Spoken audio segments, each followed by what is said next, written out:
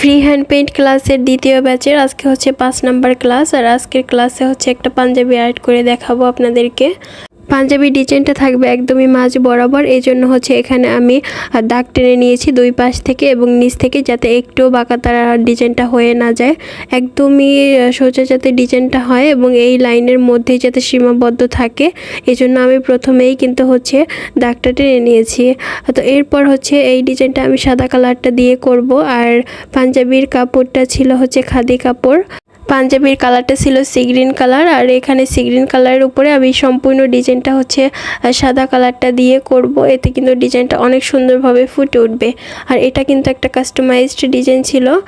আপু একসাথে 4টা পাঞ্জাবি অর্ডার করেছিলেন, ছোট এবং বড়দের মিলিয়ে 4টা টোটাল। তো এখানে আমি ডিজাইনটা করার জন্য প্রথমেই কিন্তু ফ্রি হ্যান্ডে আমি সাদা কালার রঙটা দিয়ে হচ্ছে 00 সাইজের তুলি দিয়ে ডিজাইনটাকে ড্র করে নিচ্ছি। এখানে আপনারা কিন্তু প্রথমেই হচ্ছে রং দিয়ে ড্র করতে যাবেন না, আপনাদের হাতের কাছে কোনো পেন্সিল বা হোয়াইট পেন থাকলে সেটা দিয়ে আগে ডিজাইনটাকে ড্র করে তারপর হচ্ছে ভরাটের কাজটা করবেন। এখানে আমি যেহেতু পারদর্শী হয়ে গেছি কাজ করতে করতে, এই জন্য কিন্তু আমি সরাসরি হচ্ছে রংটা দিয়ে ড্র করে নিয়েছি। আর এখানে যে চিকন যে ডিজাইনগুলো আছে চিকন ভরাটের, সেই কাজগুলো কিন্তু আমি 00 সাইজের তুলিটা দিয়েই হচ্ছে করে নিচ্ছি এই ভরাটগুলো, যাতে করে হচ্ছে অন্য জায়গায় রঙগুলো লেগে না যায়। এখানে যদি আমি অন্য একটা সাইজের বা মোটা তুলি ইউজ করতাম, তাহলে কিন্তু এই আমি যে ডিজাইনটা আর্ট করেছি এই চিকন জায়গার মধ্যে কিন্তু রংটা সীমাবদ্ধ থাকতো না, যেহেতু তুলিটা মোটা, সেক্ষেত্রে কিন্তু অন্য জায়গায় হচ্ছে রঙগুলো চলে যেত। এজন্য হচ্ছে আমি একদমই চিকন 00 সাইজের তুলিটা দিয়ে হচ্ছে ভরাটগুলো করে নিয়েছিলাম চিকন ডিজাইনগুলোর। সেক্ষেত্রে সময় কিন্তু অনেক লাগে, তারপরে কিছু করার নেই, ডিজাইনটাকে একদমই সুন্দর রাখার জন্য যাতে অন্য কোথাও রং লেগে না যায়, সেজন্য কিন্তু এই চিকন তুলিটা দিয়ে ভরাটগুলো করতে হবে।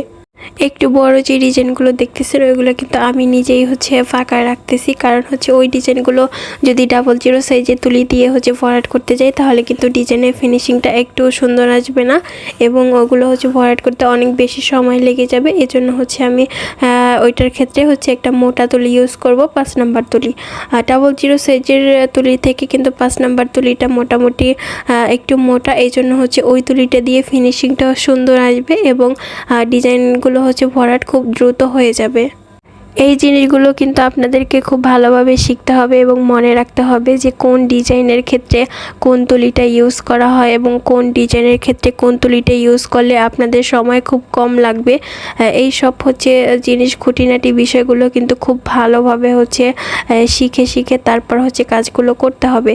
এখানে আরও একটা গুরুত্বপূর্ণ জিনিস আপনাদের সাথে শেয়ার করতেছি, এটা হচ্ছে যে আমি যে ডিজাইন করতেছি যেই সাইডে আমার হাত, যেই সাইডের হাত দিয়ে ডিজাইনটা করতেছি ঠিক ওই সাইডের অপোজিট সাইডের ডিজাইনটা কিন্তু আমি আগে কমপ্লিট করেছি।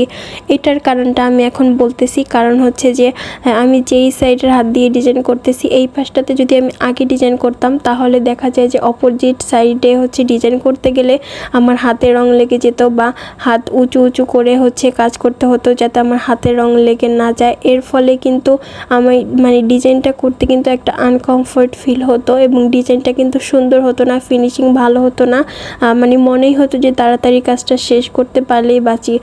তো এভাবে করলে কিন্তু আসলে ডিজাইনগুলো একটু সুন্দর হতো না, বিশেষ করে ফিনিশিং এবং হচ্ছে ডিজাইন আঁকা বাঁকাও হয়ে যেত। এই জন্য সব কিছুরই একটা কাজের একটা কমফর্ট ফিলের দরকার আছে। এজন্য কিন্তু আমি হচ্ছে অপোজিট সাইডের ডিজাইনটা আগে কমপ্লিট করেছি, যাতে খুব সুন্দরভাবে হাতটা রেখে ডিজাইনটা করতে পারি। ওইটাকে পুরোপুরি কমপ্লিট করার পরে কিন্তু আমি হচ্ছে যেই সাইডের হাত দিয়ে কাজ করতেছি ওই সাইডের ডিজাইনটা করতেছি। এতে কিন্তু দুই সাইডের ডিজাইনটা করতে আমি খুবই হচ্ছে ইজিলিভাবে করেছি এবং কমফর্ট ফিলভাবে। প্রত্যেকটা জিনিসই কিন্তু খুব ভালোভাবে খেয়াল রেখে কাজগুলো করতে হবে। তো এখানে আমি সেম প্রসেসেই কিন্তু প্রথমে আগে ডিজাইনটাকে ড্রয়িং করে তারপর হচ্ছে চিকন ডিজাইনগুলোকে আমি ভরাট করে নিচ্ছি 00 সাইজ তুলি দিয়ে। এরপর হচ্ছে মোটা ব্রাশের কাজটা করব। এখানে আমি 2টা তুলি ইউজ করেছি ডিজাইনটা কমপ্লিট করতে। তুলির নাম্বার দুটো আবারও বলে দিচ্ছি, একটা হচ্ছে 00 সাইজ আর একটা হচ্ছে 5 নাম্বার।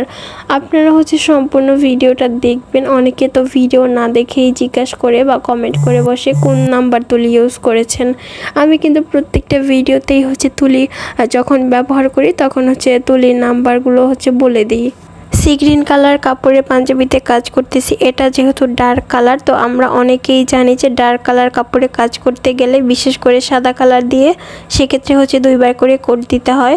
একবার করে দিলে হালকা হয়ে যায়, কিন্তু এখানে আমি কিন্তু জাস্ট একটা বাড়ি দিয়েছি, মানে আমি যে আর্ট করেছি এই একটা বাড়ি। এরপরে কিন্তু এটা শুকানোর পরে কিন্তু আমি আবার কোনো সাদা রং দিইনি, এখানে আমি জাস্ট একবারই কোট করেছি। এতে কিন্তু আমার কালারটা যে হালকা হয়ে গেছে ডার্ক কালার উপর থেকে সাদা কালারটা, এমন কিন্তু না। আপনারা কিন্তু ভিডিওতে দেখে স্পষ্ট বুঝতে পারতেছেন সাদা কালারটা কত সুন্দরভাবে ফুটে আছে এবং ফিনিশিংটা কিন্তু খুবই নিখুঁত।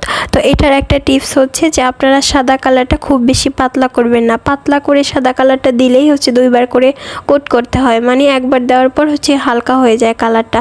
আপনারা যদি সাদা কালারটা একটু ঘন রেখে কাজ করেন তাহলে কিন্তু একবার আর্ট করলেই হয়ে যাবে। এক্ষেত্রে কিন্তু আপনাদের সময়ও কম লাগবে এবং পরিশ্রমও কম হবে। তো এই তো আমি সেম ডিজাইনের 4টা পাঞ্জাবি এখানে কমপ্লিট করে রেখেছি। দেখতে কতটা সুন্দর লাগতেছে তাই না? ফ্যামিলির সবাই মিলে হচ্ছে ম্যাচিং ড্রেস পরবে। তো আজকে ক্লাসটা আপনাদের কাছে কেমন লেগেছে অবশ্যই আপনাদের ছোট্ট একটা কমেন্টসের মাধ্যমে জানিয়ে যাবেন। আল্লাহ হাফেজ।